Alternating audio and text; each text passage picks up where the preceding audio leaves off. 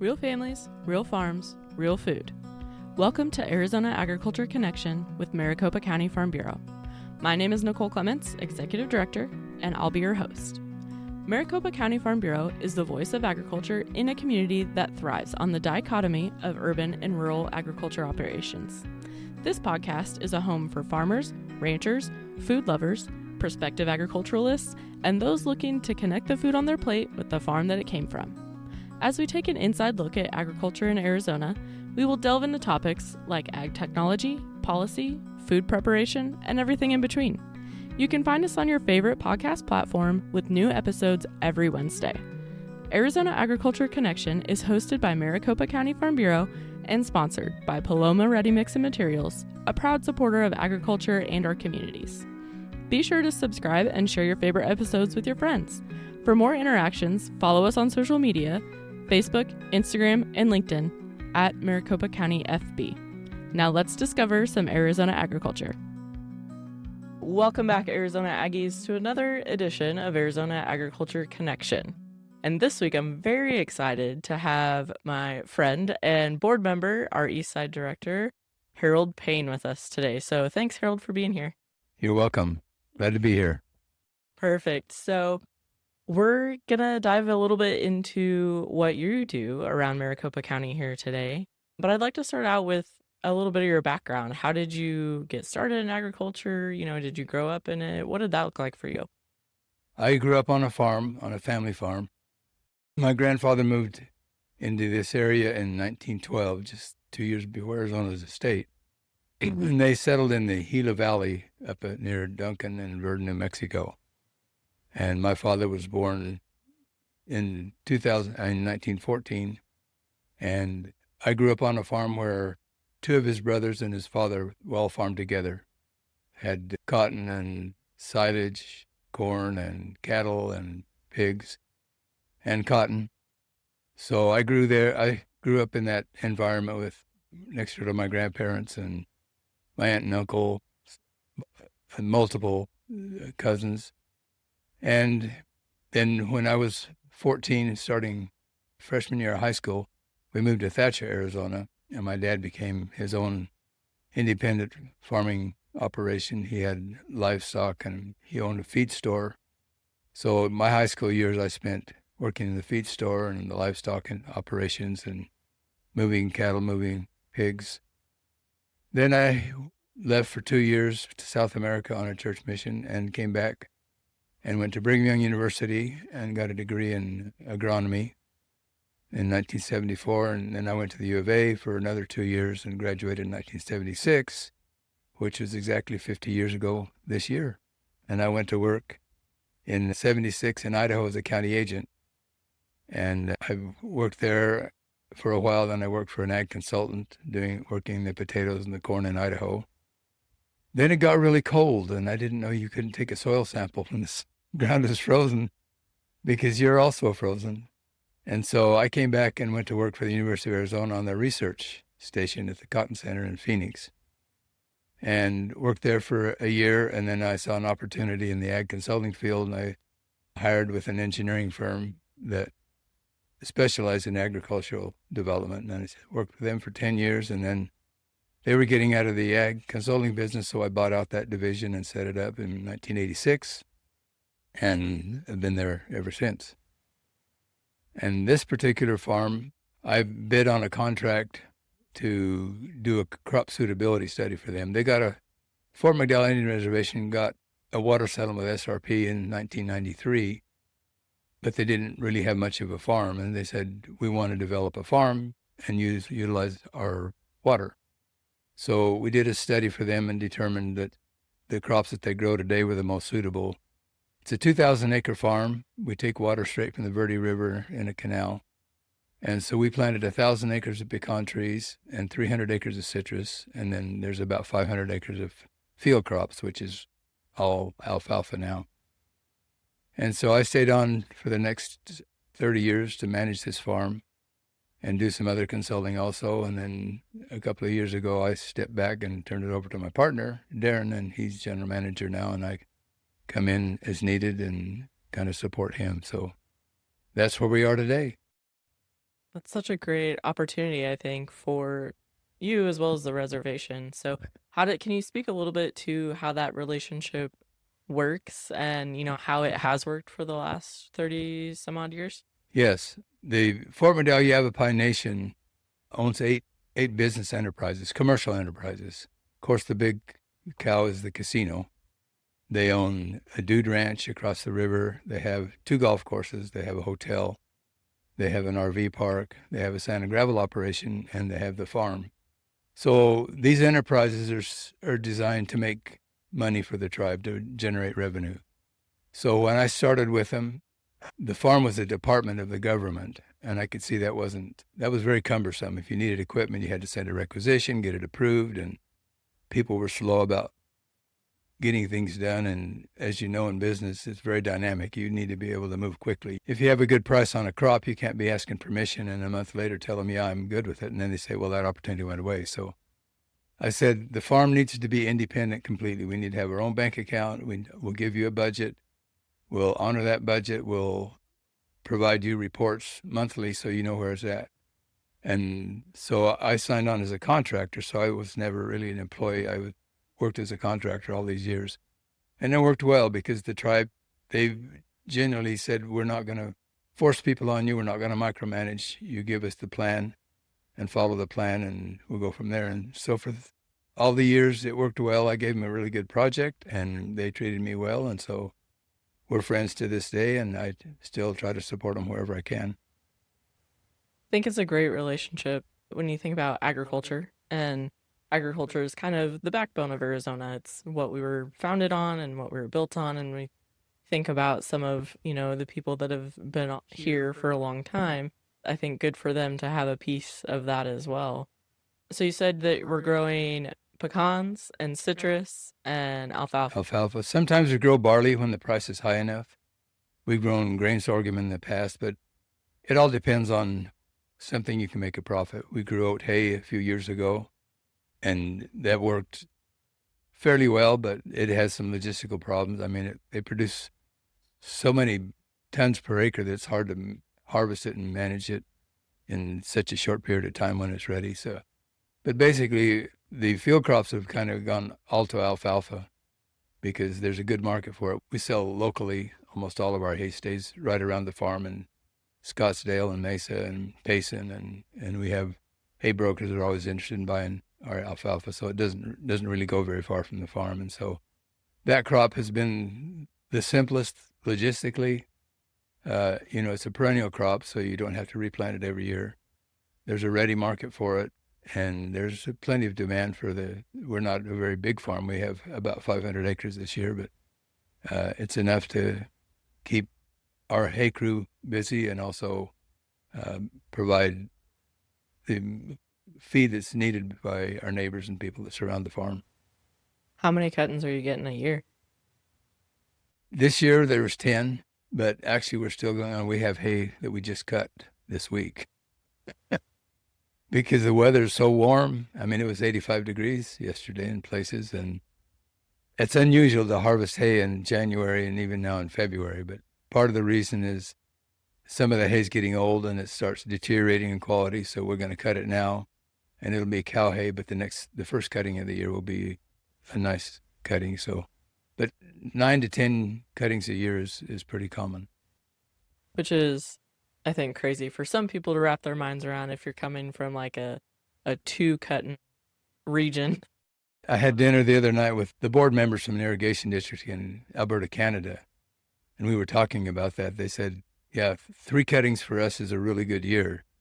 We'll get 2 for sure, but that third one, we're down into September and October, and if it freezes early, we lose the third cutting, and then they're looking at us like we cut every 30 days all the way until the weather cools off. So it's quite a difference. Arizona, as you know, has the highest yields in the nation as far as alfalfa because our season is so long, and if you have adequate water, the alfalfa really, really produces a lot of tonnage. Yeah. And so switching over to like the citrus and the pecan crop, how many times a year are you harvesting those? They're one time. We have 5 varieties of citrus. We have tangerines, tangelos, lemons, navel oranges, and real red grapefruit. but most of the acreage are lemons. And so we are a member of the Sunkist Co-op, which, as you know, is farms in Yuma and all the way into California make up the Sunkist. So we ship all of our lemons to Mission Citrus in Yuma. So we have about a truck every single day goes to Yuma, and the crews are harvesting right now. Where the lemons, we pick them twice because not all the fruit is ready at the same time, but the navels are ongoing as orders come in. We pick the navels, and the grapefruit the same way.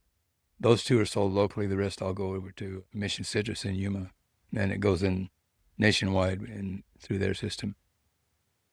I was in Yuma recently, kind of exploring some agriculture down there, but one of the citrus growers there had mentioned that because the U.S. is now importing a lot of the citrus, that the market has really dropped and the demand has dropped for U.S. citrus. Is that something that you guys have seen here? We definitely have seen it. The price has gotten real soft the last 2 or 3 years, especially. And one of the reasons is transportation costs have gotten so high that people a lot of the citrus that comes in the U.S. comes through New Jersey in that area. And they figured out it's cheaper to bring stuff in from Brazil and Argentina than it is to ship it from Yuma to New York.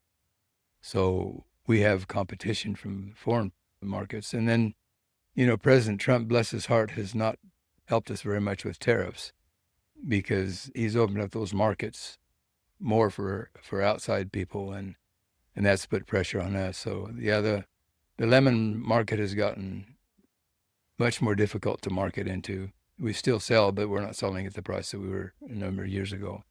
The same thing is true with the pecans. About 10 years ago, we were selling about a third of the U.S. crop to China, and they like our quality, they like our product, and they would pay a premium price for it. But then when the tariffs came in, all of a sudden they couldn't afford U.S. pecans, so they went to South Africa and other regions of the world for their pecan needs, and we've never fully recovered from that because when you lose a third of your market to export, that drops the price, obviously, because now the local market reflects the lack of demand from other countries. Yeah. So when you think about that with permanent crops like citrus and pecans, how do you pivot on something like, if you're growing wheat and the market drops, well, that, you get through one season and you can adjust. But how do you adjust with a permanent crop like that? Well, it takes a long time, and you have to have a really good reason to do it. For example, we have Fairchild tangerines, and they have seeds in them.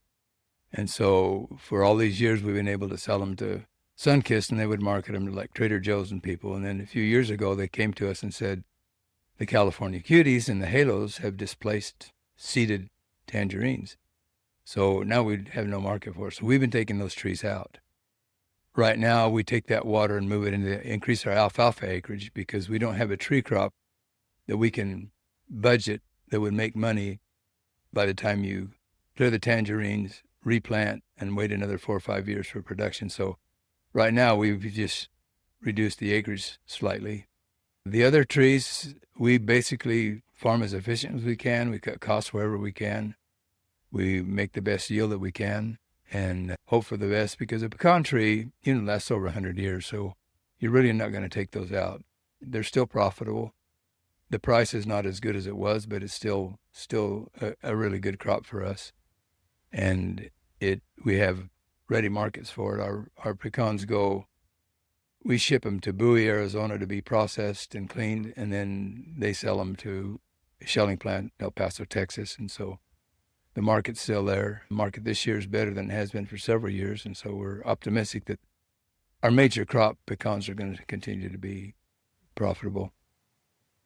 And you said some of that crop stays local. Can you speak to that a little bit about where is that? If somebody wanted to come and find some of your crops in Arizona, where would they go to find those? Okay. Some of the pecans are sold retail through the local gas station here on the reservation, but almost all of them go into the processing by South Georgia Pecan. But our citrus, all of the navels are sold to either B&B Citrus or Freeman or the Orange Patch, Superstition Ranch Market. Those people buy that. And then the same with what tangerines we have left and the grapefruit. They're sold locally. So if you went to any of the local fruit markets, we do supply quite a number of them. And we have peddlers and people that, come and buy our fruit and then they'll resell it to some outlet that they have. Okay, good to know. So when we think about kind of transitioning some of those crops, are you at that point doing a reanalysis of everything you've got and what that looks like and what you could potentially put in the future? We have done that analysis. There's an olive enterprise in Arizona that they would like us to plant olives, and because they have to buy oil from Chile and Spain and other places. They don't have enough oil with their small operation, and so they would like us to do that. But the economics of it are not very favorable because the Yavapai Nation is not real risk tolerant. In other words, if we were going to go into that, they would want to see an analysis that shows that it's a pretty good chance of it succeeding. And so there's a development period where you have to buy the trees, you have to grow them, and you have to get them into production. And then also at that point, you're pretty much dependent on just one buyer because we can't ship olives to California or anywhere else. They'd have to go locally. So there would have to be a really good, tight arrangement with who you're going to sell them to. And plus, they have to be harvested with a machine that costs about $400,000. So we've looked at them, but right now we're just hanging on with what we got and so far doing well. There's so much that goes into farming in general, but kind of specific to what you guys are doing here, not only with the various crops that you have, but also with the relationships, like you said. So is that something that you think being a part of Farm Bureau, is that helpful for you in that aspect? It is, because Farm Bureau brings people together with common interests, common goals. You provide information that's useful to farmers. And in particular, you're looking at the big picture, like the bills in the legislature, trends in agriculture and nationwide, and kind of help us look at how can we take advantage of an opportunity if it comes along. It provides information that's useful as you make long-term plans as well as your short-term plans. And there's some good discounts that come through Farm Bureau. And in my particular instance, it keeps me in contact with other people in my industry that many times you get quite isolated on a farm because you do your own work and you go to town and might see somebody. But unless you go to association meetings or conferences, lots of times you don't have a whole lot of contact with farmers unless they're your neighbors or friends for some other reason. So it is a good way to stay up on what's happening in our particular industry. I think that's what I've seen a lot being a part of Farm Bureau is just not only the camaraderie, but the wealth and sharing of information, I think is pretty critical to, what you guys are doing on a daily basis. And those who choose to be a little more engaged, like yourself, and serving on the board, is that, if you think about maybe young people breaking into agriculture or maybe just getting their foot in the door, is that something that you think is maybe critical to success? We do need the succession, the continuity to the next generation. And there are fewer and fewer of the next generation going into farming because, number one, our base has shrunk so much in Phoenix with the urbanization. And you think about getting into an operation where you need to tie up, large acreages of land, which is very expensive. You need a component of machinery. You need to convince a bank that you're going to give you a good risk, even though you may not have farmed much before. Unless you're part of a legacy type farm, it's pretty difficult for a young man to get in. I have 4 sons and I cured them all of farming. They've all worked here. And as they're sitting out there in the middle of the night listening to the coyotes and watching the water run, I think in their mind it's like, maybe I should go on to get an education. So they did. And so I'm literally the last generation of farming in my family, which started in farming back, a century ago. I'm part of a large family. I have 41 first cousins on just the Payne side. And we had a reunion a number of years ago, and one of my older cousins organized it. And as we're all in this big room talking about our heritage and our family ancestry, he said, we all started on the farm through our grandparents. And then one by one, you all moved out. He said, how many of you are still farming? Stand up. I'm the only one. And I'm thinking, I didn't get the memo, But it's been a good profession for me. I like it. I have the passion and the heart for it. And I've been able to find opportunities that have taken care of me and my family very well over the years and had good relationships. I try to remember to tell people whenever I can that agriculture is the only essential industry. We're the basis of what everything else works off of. So when when COVID came in and they were talking about essential industries, we can't lock our door and walk away. We have trees that are living there like a child. They have to have nutrition and water and care constantly. So this operation will continue in perpetuity just because that's the nature of the way it is. And one other thing that I think Farm Bureau works hard on is getting our message to the public. We're so isolated from the general public. Most people have no idea how that food came into the grocery store. As a matter of fact, my wife was from California. She was in a Navy family. She'd never seen a head of wheat when we got married. And I took her to the wheat field and said, "That's where the bread comes from." I said, "Yeah, you'd be amazed at how many things happen on the farm that people don't realize." And I tell my grandkids sometimes, when you're eating a cantaloupe, somebody 6 months ago tilled the soil, planted a seed, took a chance, borrowed money, went to find labor to get it harvested, truck to get it to the grocery store, and today you're eating it. But it started 6 months ago, and that hamburger you're eating, that might have been 2 years, maybe 3 years ago that baby calf was born. So I said, somebody's doing all this work in the background, and we reap the benefit without really understanding how the system works. And so I think the message to get the public better educated about the farming system and how fragile it really is. It's not guaranteed that these systems are going to work perfectly all along. And we're in a really current bind right now because input costs have gone up so high.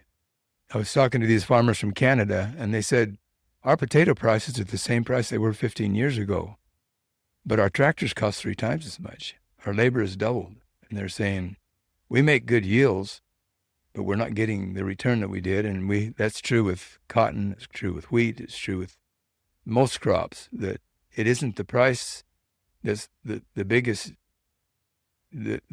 constriction. It's the cost of the inputs, which keep going up. The fertilizer, the machinery, the labor, getting access to things on time makes it much more difficult. So we're in a difficult economic circumstance in general in agriculture. I think that's hard to realize too as a consumer when you're going to the grocery store and your prices have increased and you see your grocery bill increasing, but on average farmers only see about 15 cents of every dollar spent at the grocery store, and that hasn't changed as our input costs have risen and everything. So I think that's one thing to think about, especially when we see a lot of conversation in the media about the Farm Bill and different pieces of legislation like that maybe don't always have a positive light to them, but there is a reason for that. And, like you were speaking to, agriculture is the backbone of our country. How do we support that the best we can, So it's interesting. And you talk about all of your cousins, growing up on the farm, right? And then they left. But now the average consumer is like 5 generations removed from the farm. So your cousins have an idea, right? Like, even though they're not in agriculture, they have an idea of how farming works and where their food comes from and so on. But if you think about 5 generations, like, that's a long time. And there's a lot of people that have never, like your wife, they've never seen a head of wheat, or they've never seen a cow in person, which for us just seems unfathomable. But I think that's one of my favorite parts about Farm Bureau and about this job, is that we can share these stories. And that's exactly what we're doing today. We're going to go, see some harvest and see what that looks like, just to kind of open the doors and share that story and help people understand where their food does come from. I'll address your comment about the food prices. I was working with a Hispanic laborer yesterday and, talking about where he's from. He was from Guatemala. And we talked about wages and inflation and, wages have gone up. And he said, yes, but he said, several years ago, I could take $30 and go to the grocery store and fill a cart. He said, today it takes me $100 to buy the same amount of groceries that I did. And it's like, that's the reality. Somebody, who's working for minimum wage, that's basically took most of his profitability away from his personal life, where he has to pay more than twice as much for the same amount of groceries. And so that's a really tight pinch on somebody who, if people that are making plenty of money, it's inconvenient and they might complain about it, but it's not almost life so critical it is to people, who are struggling to get by on small amounts of money. Yeah, absolutely. And kind of speaking to that too, so in my time in Yuma for the past month, have seen and worked with a lot of the workforce there that's crossing the border every day. And some of them, live in Arizona, but is that a big piece of your labor? Are you using H2A, or what does that look like for you? We've had a labor contractor who's provided labor for us, the same contractor for 25 years. And so he has a good group of people. We also have relationships with a hay contractor who his people cut hay in the summertime, and then the hay harvest is over in the fall. And so his drivers come and they operate our pecan equipment. So that's been a really good arrangement. That way they have work year round between the hay operation and the pecan operation, citrus operation. So our labor situation is not as bad as it could be. Minimum wage keeps going up every year. And basically in the last 20 years, the minimum wage has doubled. And so when we use, tens of thousands of hours of labor a year, that comes right off the bottom line. That's an additional cost, but you didn't get anything more for it. You just got the same amount of labor, but it costs you a lot more. So that's part of the input costs that we see continuing to climb and climb and climb. So in your world, and in a perfect world, what would a good solution look like? Well, one solution would be to put some kind of a constraint on the reasons that machinery costs are getting so high. And I don't know exactly what's all behind it, but, part of it might have to do with relationships with other countries, labor unions. I know the machinery dealers have high costs for their labor. And you look at some costs, like in the grocery stores, groceries go up, but they take a long time to come down. It's like up like a rocket and down like a feather. And you see that in some industries where they got a good price and they're going to hold on to it as long as they can until there's some reason to come down. And even though their costs may have come down and they're actually making more profit, they're very, very reluctant to reduce the price until the market requires it. So the input costs are probably not going to come down very quickly. It's like prices of houses go up, but they rarely come down. And we've seen that in the last 40, 50 years, that houses have tripled in price, but it's like there's no end to the demand for it. So the housing prices stay stable, and if interest rates drop, they might even go up more because now people can afford houses more. So the ability to transport materials is difficult. Transportation costs are high. President Trump is trying to do some things. He made an announcement last week that he's going to do away with the diesel exhaust fluid requirements, which is a horrible impact on farming because a lot of our equipment sits for several months, and because it's out of season, when you go to use it, the DEF is very corrosive, and now you have problems. You have machines that derate in the middle of the season. You can't get them running because of the DEF system. So those kind of things add a lot of cost and a lot of uncertainty to our industry. So I don't have a ready solution other than minimizing regulations wherever is possible will help control the costs that we have to pay for our inputs we use to produce crops. Absolutely. And I know, we work locally at the state level here to, advocate for agriculture, and our government relations team at Arizona Farm Bureau, I think, does a good job of, making sure that we have a voice at those conversations, and that we can at least use that education piece to share our story with the lawmakers and people who are actually voting on how we're going to continue operating as agriculturalists in Arizona. So I think it just to Farm Bureau's benefit, that's a piece that I think is really important that we don't always maybe talk about.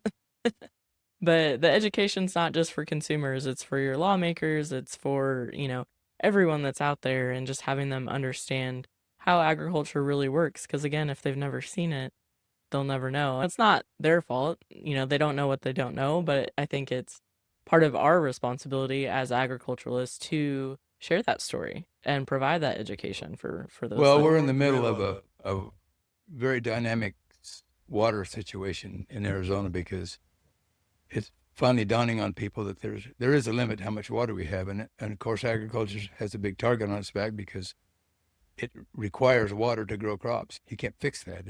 It is. So we spend a lot of money to become as efficient as we can. But from my observations and reading the news and things, I think there's a real crisis right around the corner.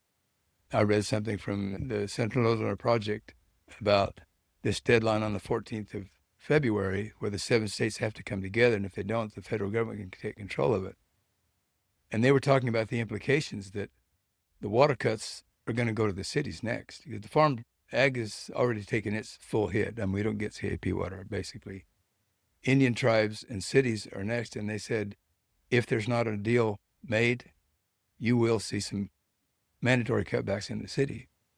And then I look at, like, Gilbert is raising water rates, and there's a lot of commotion about that. But 60% of the water goes to outside landscape in the municipal, and on average, I've read that that's the amount of water. More than half of it doesn't go into the house and is used. And it's like, I drove down through a subdivision this morning on the way in, and there's water in the gutters from the sprinklers that ran in the middle of the night. And it's like, those kind of calibrations can save a lot of water. And, the farm, we use a lot of water, but we also have become as efficient as we can. This farm, we have the state-of-the-art micro sprayers for all of the orchards. And their program, the farm manager here calibrates every day how much water, how long they're going to run.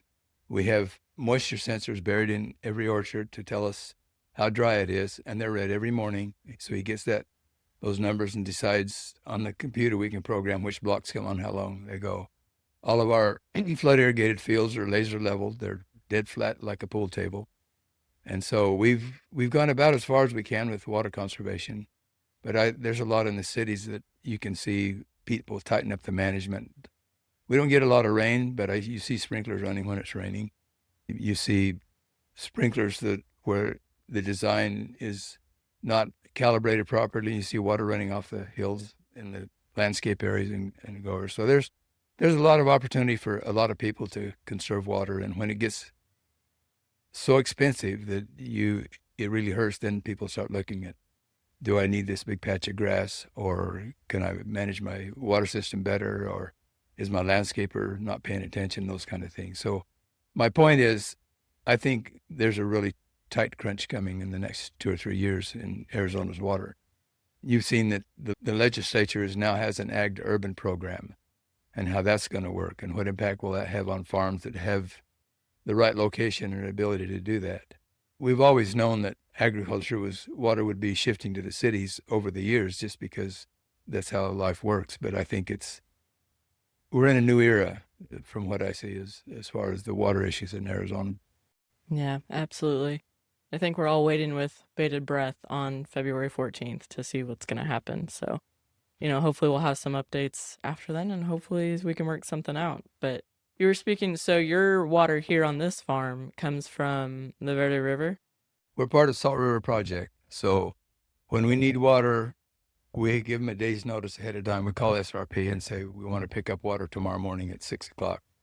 So they'll release water from Bartlett Dam, and it takes about 6 hours to get down here. And then when we're going to shut off, we call them the day before and say, we want to cut back. But once we start in the springtime, pretty much taking water constantly, we'll move the order up or down according to what we need to irrigate. But basically there's water running nonstop for about 7 months because the trees and the alfalfa, there's a constant evapotranspiration going on. So we just move the water around to where it's needed.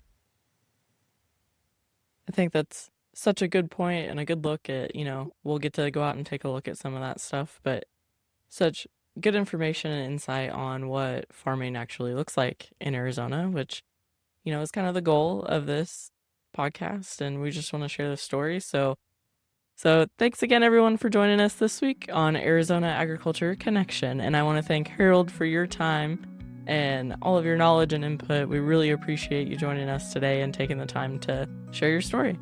Glad to participate. Thank you. Awesome. Catch you next week. Thank you for tuning in today. And remember, Farm Bureau has a place for you. Be sure to subscribe, leave a review, and share this episode with your friends on socials. You can also visit our website, maricopacountyfb.org, for more information and to submit a topic you want to learn about. Remember to tune in every Wednesday wherever you listen to podcasts. A huge thank you to Paloma Ready Mix and Materials for supporting our agriculture producers and this podcast. Maricopa County Farm Bureau, bringing you the stories of real families, real farms, and real food. I'm Nicole Clements, signing off. Catch you next week.